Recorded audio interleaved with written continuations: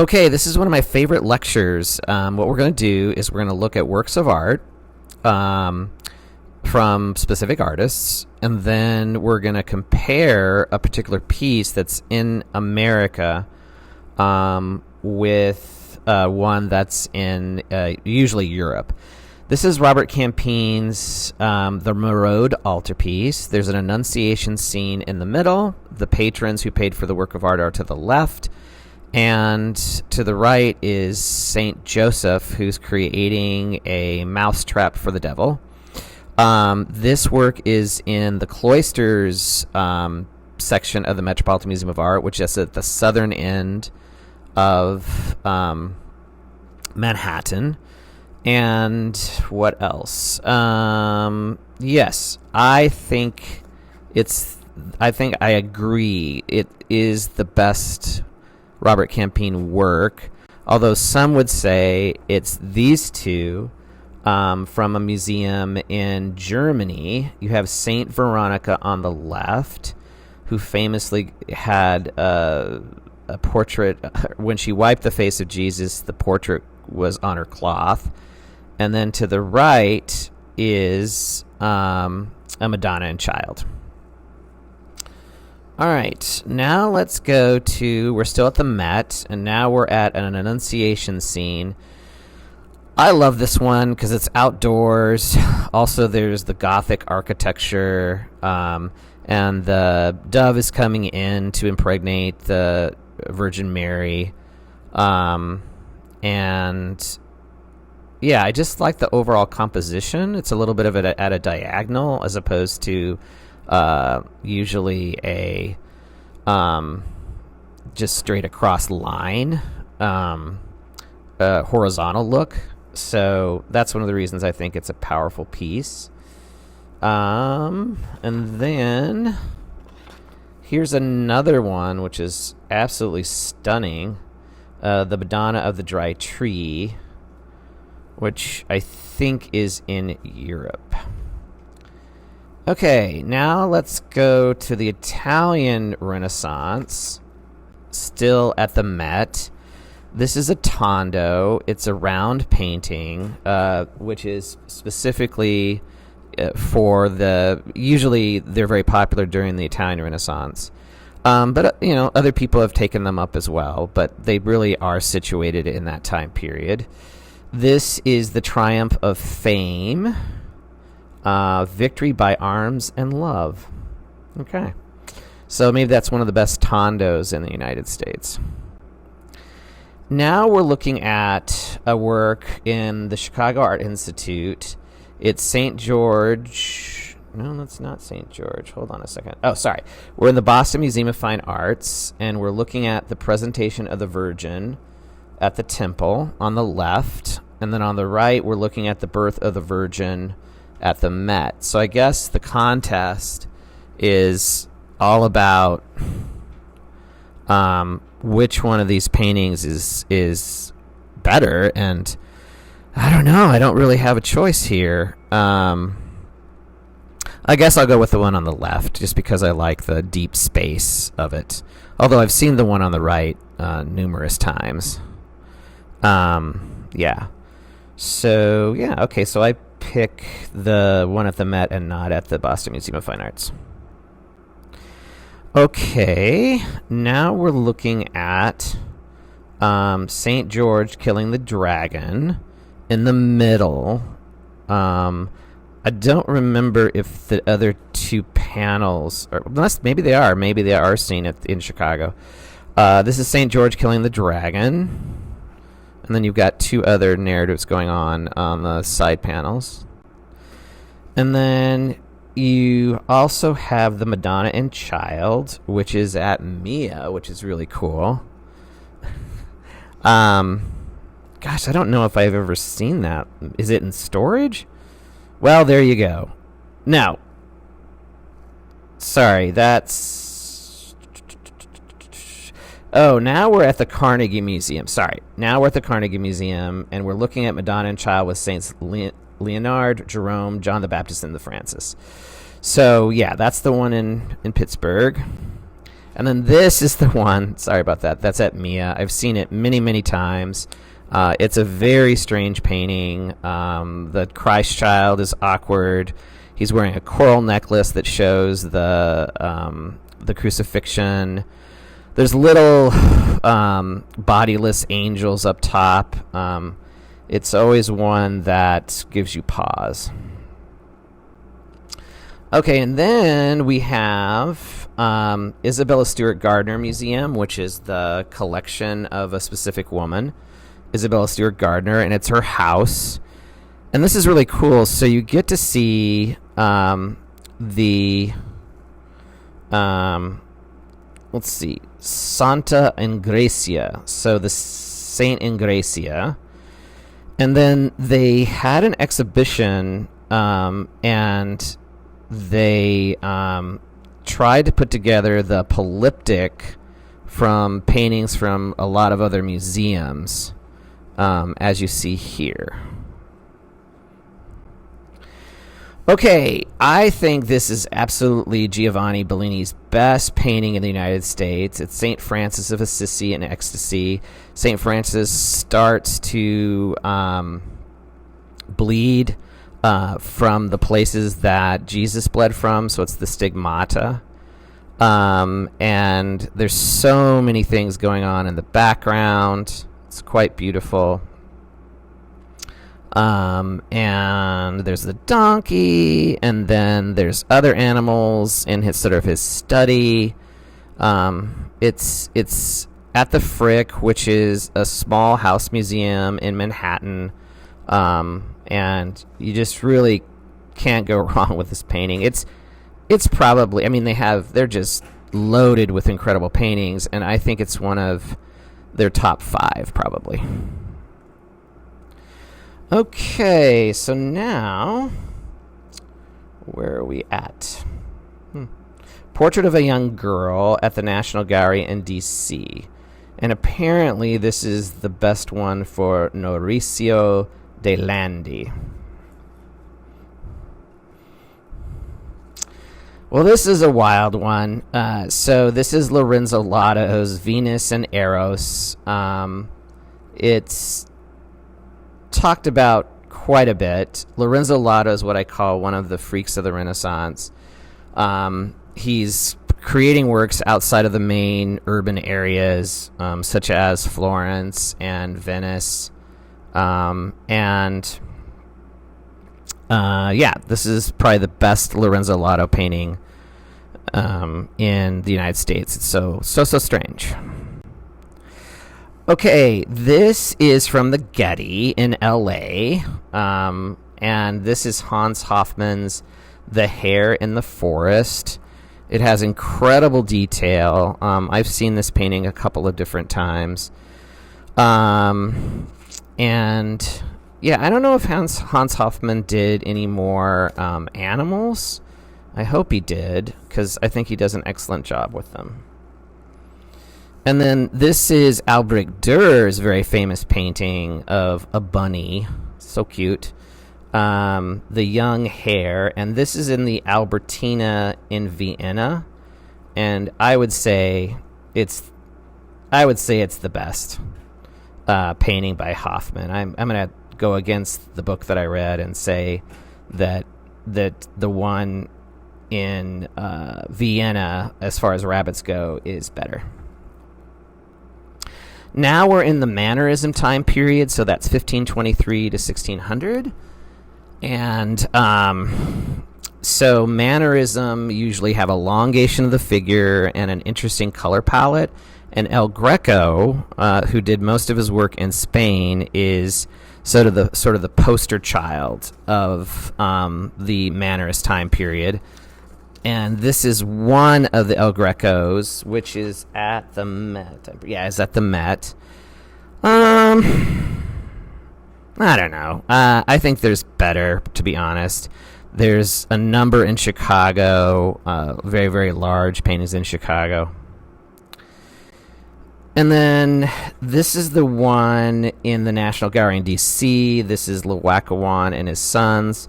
Laocoon tried to warn the city of Troy, that the Greeks were inside the horse, and Laocoon was taken down and drowned by Poseidon's snake, and so were his sons. Okay, now we have, all right, the Baroque period, which is the time of the Counter-Reformation. And that's when the art is trying to get people to come back to the church or keep people in the church. And there's also some specific characteristics of the Baroque period. So you have strong contrast between dark and light. You have a melodramatic scene. You have a split second in time that's shown, and you have a lot more. Oftentimes, you have male anatomy, but not always. That's more Caravaggio. So, what else? So, hold on a second. Okay, the final characteristic of the Baroque period is a sort of every which way composition. All right, now we're looking at one of my favorite works of art of all time. It's from the San Diego Museum of Art. It's a still life with quince, cabbage, melon, and a cucumber. And it's in San Diego, and he was just a really talented still life painter. And then this is the one that's at the Prado in Spain, and I believe the first one is better, but then I'm biased, of course. Okay. And then this is, let me see, Francisco Zurbarán's Lemon, Oranges, and Rose. It's in the Norton Simon Museum in Pasadena, and it's an exceptional Zurbarán without a doubt. Okay, so Orazio Gentileschi was the father of Artemisia Gentileschi, and I think she's a better painter personally, but I believe this is her father's work. And then this one is one that actually was in Mia for many years, and then the man that owned the painting died, and the Wadsworth Atheneum Museum in Connecticut swept in and purchased the painting, and so it's no longer at Mia, which is a very sad story. Wow, that's a big instrument. So now we're talking about Allegory of Music by Laurent de la Hire. I think, yes. All right. And then here's another one with a musical instrument. James Allen would love this stuff. Young woman tuning her lute.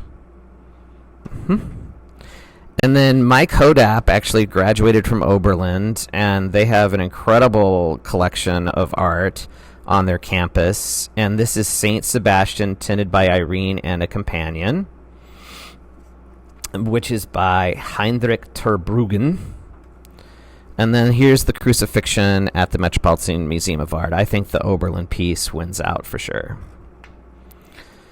Okay, now we're looking at Guercino's Portrait of a Dog, again back to the Norton Simon Museum.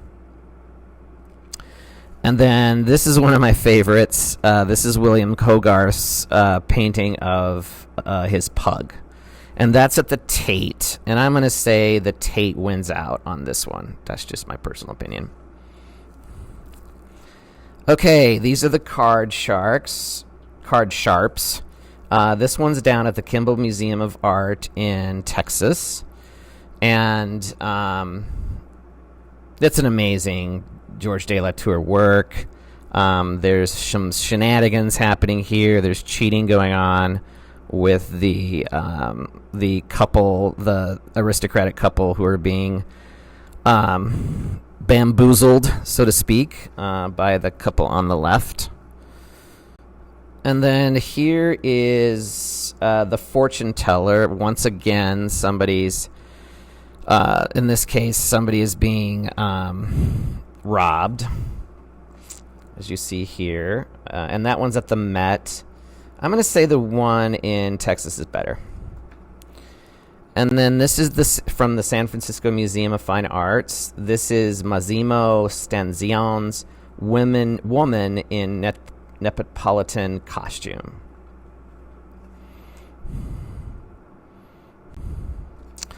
All right, let's do some Rembrandt.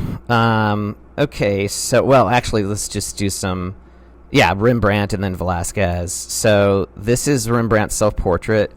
No other man did more self-portraits than Rembrandt. More self-portraits, for sure. And so there's that. And then this is the most important Old Master painting in the Twin Cities. This is Rembrandt's Lucretia, and it's at Mia.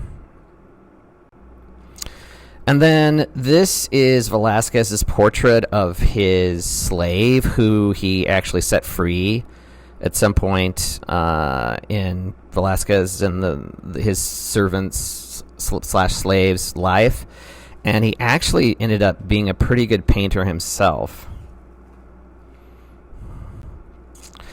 All right, let's go to some Rococo. At the Frick collection, there's 4 paintings by Fragonard, and they were all bought and sold and put into Frick's mansion in the late or early 20th century. And this is Fragonard's The Pursuit. And then this is interesting. Portrait of Elizabeth Throckmorton from the Rococo age, but it does not display Rococo characteristics, to say the least. And then in England, you have another work by Hogarth, The Lady's Last Steak, which I think is pretty cool. And that's... Okay, so let's see. Yeah, so that's that. And then this is George Stubbs' A Zebra, which is at the Yale Center for British Art in New Haven. I've been there before. It's kind of weird. It's a modernist museum with a lot of grand manner paintings from England of the 17th century. And George Stubbs is the penultimate painter of animals, for sure. And then, this is kind of fun. So, at the Huntington Library is the very famous Thomas Gainsborough's The Blue Boy. And it left the United States about maybe 2 or 3 years ago, for the first time ever. It went back to England, and when it went back to England, Kehinde Wiley created his own version of The Blue Boy, a portrait of a young gentleman on the right, and that was displayed over the time period in which the real portrait by Gainsborough was in England. It was kind of a really cool idea, I think. When you're putting things on loan in museums, why not have a contemporary artist make something that's inspired by the original work and display it? It's pretty interesting. Okay, this is Joshua Rindell's painting of a young black, and it's in the Menil collection in Houston, which is generally known for its European art collection from the early 20th century, but they also have this one, which is wonderful. And then it's kind of the Metropolitan Museum of Art against itself with neoclassicism. So Jacques-Louis David is the best artist of the late 1700s and early 1800s, maybe. This is a portrait of Antoine Laurent and his wife, and he, as we've talked about in another lecture, he was the one who discovered oxygen. And there's his wife. And then the most important neoclassical painting, without a doubt, is The Death of Socrates. It's also at the Met. And I would say, wow, this is a tough one. I'm going to say the portrait's better. Okay, probably tomorrow I would say differently. But the style of neoclassicism is horizontal composition, lack of depth in the background, lots of male anatomy, and a Greek or Roman story. So it meets all the requirements. Okay, that's it. We did it. Bye-bye.